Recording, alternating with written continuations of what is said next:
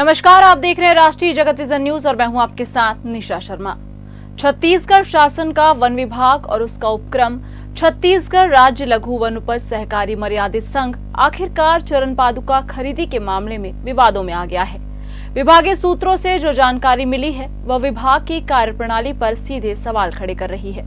प्रदेश के लगभग 13 लाख से ऊपर तेंदुपत्ता संग्राहक आदिवासियों को बांटने के लिए लगभग 50 करोड़ रुपए से ऊपर की चरण पादुका खरीदी जानी थी। इस पूरी प्रक्रिया के लिए जो विवादास्पद टेंडर जारी हुआ था उसे बिलासपुर उच्च न्यायालय ने निरस्त कर दिया है। कोर्ट के इस फैसले के बाद विभाग में हड़कंप मचा हुआ है।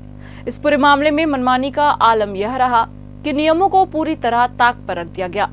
विश्वसनीय सूत्र यह भी बता रहे हैं कि छत्तीसगढ़ सरकार ने हाल ही में छत्तीसगढ़ राज्य लघु वन उपज सहकारी मर्यादित संघ में अध्यक्ष और उपाध्यक्ष मनोनीत किया है।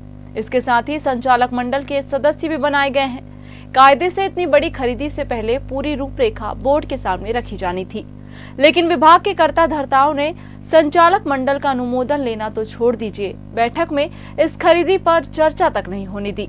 बिना किसी को भरोसे में लिए सीधी खरीदी की प्रक्रिया प्रारंभ कर ली गई। उस जल्दबाजी को देखकर यही सवाल उठ रहा है कि क्या पर्दे के पीछे सिर्फ गांधी जी खेलने की तैयारी हो गई थी। यह स्थिति इसलिए भी दुर्भाग्य का विषय है क्योंकि छत्तीसगढ़ में भाजपा शासन के वन मंत्री केदार कश्यप खुद आदिवासी बाहुल्य बस्तर संभाग से चुनकर आते हैं। बस्तर के लोगों का तेंदुपत्ता संग्रहण से सीधा जुड़ाव है। ऐसे में यह बात समझ से परे है कि क्या वन मंत्री केदार कश्यप के संज्ञान में यह पूरी विवादित प्रक्रिया नहीं लाई गई थी। क्या अधिकारियों ने इतनी बड़ी टेंडर प्रक्रिया को मंत्री जी की नजरों से बचाकर रखा या फिर पूरा खेल मिलीभगत का था। यह ऐसे सवाल है जिनका जवाब हर कोई जानना चाहता है।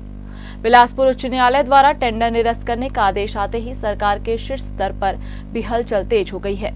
जानकारी के मुताबिक छत्तीसगढ़ के मुख्यमंत्री विष्णुदेव साय ने इस पूरे विवाद पर गंभीर नाराजगी व्यक्त की है। मुख्यमंत्री खुद सरगुजा संभाग का प्रतिनिधित्व करते हैं, जो कि आदिवासियों का प्रमुख संभाग है। आदिवासी हितों से जुड़े इस मामले में हुई इस भारी लापरवाही को मुख्यमंत्री ने गंभीरता से लिया है। तेंदुपत्ता संग्राहक आदिवासियों के लिए चरण पादुका की योजना उनके लिए बड़ी राहत होती है, लेकिन 50 करोड़ रुपए से ज्यादा के टेंडर में जिस तरह से बिना किसी चर्चा और अनुमोदन के काम शुरू किया गया, उसने कई संदेह पैदा कर दिए हैं। अब जब उच्च न्यायालय ने इस विवादास्पद टेंडर को खारिज कर दिया है और मुख्यमंत्री ने भी अपनी कड़ी नाराजगी जता दी है, तो आप देखें इसमें आगे क्या होता है।